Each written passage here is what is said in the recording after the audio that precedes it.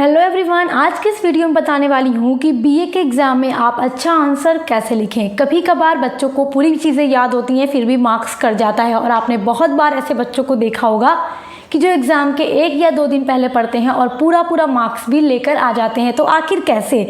क्योंकि उन्हें पता है कि अपने आंसर को किस तरह से एग्ज़ाम में रिप्रेजेंट करना है, तो वही तरीका उन्हें एग्ज़ाम में अच्छे मार्क्स दिला देता है और आप पूरे साल पढ़ के भी कम मार्क्स ले आते हैं। तो आइए मैं आपको बताने वाली हूँ कुछ ऐसे तरीके जिनको फॉलो करके आप एग्ज़ाम में अच्छा आंसर लिख सकते हैं। आप भी बस एग्ज़ाम के 1 या 2 दिन पहले पढ़ेंगे तो भी आप एग्ज़ाम में अच्छा आंसर लिखकर बिना पढ़े एग्ज़ाम में पास हो जाएंगे। तो चलिए बताते हैं कि कौन कौन सी ऐसी गलतियाँ हैं जो आप एग्ज़ाम में करते हैं और वही गलतियाँ आपको नहीं करनी है। सबसे पहले अपना आंसर जब आपको लिखना स्टार्ट करना है तो उससे पहले आपको आपके एग्ज़ाम में क्वेश्चन पेपर दिया जाता है। तो सबसे पहला पॉइंट है कि आप क्वेश्चन पेपर को अच्छे से रीड करें, एकदम केयरफुली रीड करें। दूसरी बात कि आपके पेपर में आपने जो चीज़ें पढ़ी उसमें से जो क्वेश्चन आपको लग रहा है कि हाँ मुझे अच्छे से याद है, आप उसको ही लिखना स्टार्ट कीजिए। जो क्वेश्चन ऐसा लग रहा है कि मुझे भूल जाएगा लिखते टाइम, तो उन्हें अभी छोड़िए, उसको बाद में लिखिएगा।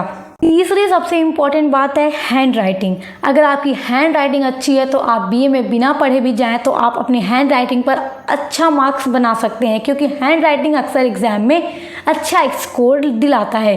तो आपकी अगर हैंड राइटिंग अच्छी है तो आप एग्ज़ाम में अपने आंसर को अच्छे से रिप्रेजेंट कर सकते हैं, क्योंकि हैंड राइटिंग पर एग्जामिनर अक्सर फिसल जाते हैं और मार्क्स ज़रूर देते हैं।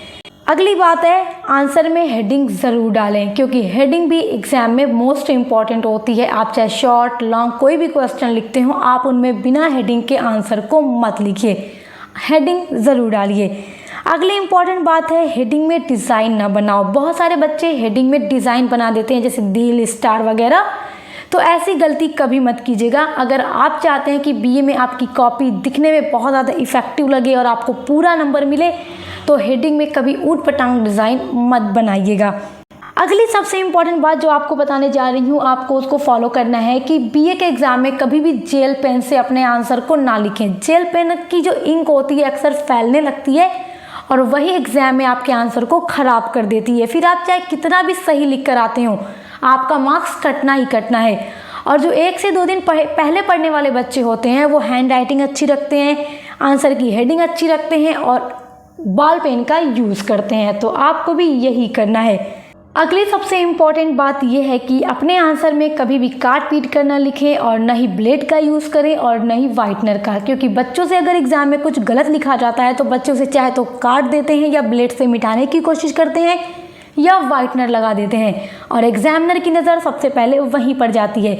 तो ऐसी गलती मत कीजिएगा। अगर मान लीजिए आपने गलत लिख दिया तो आप उसको मत काटिए, छोड़ दीजिए। एग्जामिनर वो नहीं देखेगा आपने क्या लिखा है, वो आपकी हेडिंग देखेगा, आपकी राइटिंग देखेगा और क्या देखेगा कि आपने अपना आंसर कितने अच्छे से रिप्रेजेंट किया है।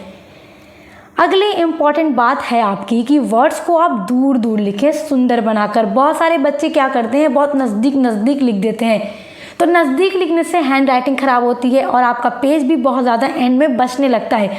आप थोड़ा दूर दूर लिखिए, लेकिन इतना भी दूर ना लिखिए कि ऐसा लगे कि कॉपी को भरने के लिए दूर दूर लिखा गया है। आप बस इतना दूर लिखिए कि लगे कि हाँ आपने अच्छे से अपने आंसर को रिप्रेजेंट किया है। लास्ट और सबसे इम्पॉर्टेंट बात बताने वाली हूँ आपको कि आपको अपना आंसर कभी नहीं छोड़ना है। अगर आपके क्वेश्चन पेपर में दिया जा रहा है कि आपको लॉन्ग शॉर्ट सब मिला के 15 क्वेश्चन के आंसर लिखने हैं, तो कभी भी 14 के क्वेश्चन के आंसर मत लिख के आना, पूरा 15 लिखना। अब बात आ जाती है कि मैम कुछ क्वेश्चन हमें नहीं याद हो, हम क्या करेंगे? कुछ नहीं याद हो लेकिन उस क्वेश्चन से रिलेटेड कुछ तो बात आपको समझ आ रही होगी कि हाँ ये क्वेश्चन कह क्या रहा है, तो उसी के अकॉर्डिंग बना कर एक ही बात को 2 बार 3 बार करके अपने अकॉर्डिंग लिख दीजिए। हैंड राइटिंग अच्छी रहेगी तो सबसे पहली बात तो ये है, आप वही बात को बना के लिख देंगे। बस क्वेश्चन नहीं छोड़ना है और पेज आपका भरा होना चाहिए, कॉपी पूरी भरी होनी चाहिए। तो बस इन बातों को ध्यान में रखकर आप अपने एग्ज़ाम में लिखेंगे तो आप भी बिना पढ़े बहुत अच्छा मार्क्स लेकर आ सकते हैं। ये सारे तरीके बहुत इंप्रेसिव होते हैं एग्ज़ाम में, बीए के एग्ज़ाम में आंसर लिखते टाइम। तो इन सभी को बातों को ध्यान में रखिए और ऐसी ही वीडियोस मैं आपके लिए लगातार अपलोड करती रहती हूँ और बीए के हर एक सब्जेक्ट की क्लास भी हमारे चैनल पे कराई जाती हैं। आप हमें फेसबुक या इंस्टाग्राम पे भी फॉलो कर सकते हैं, आपको हमारे चैनल के अबाउट में लिंक मिल जाएगी। तो अब मिलते हैं नेक्स्ट वीडियो के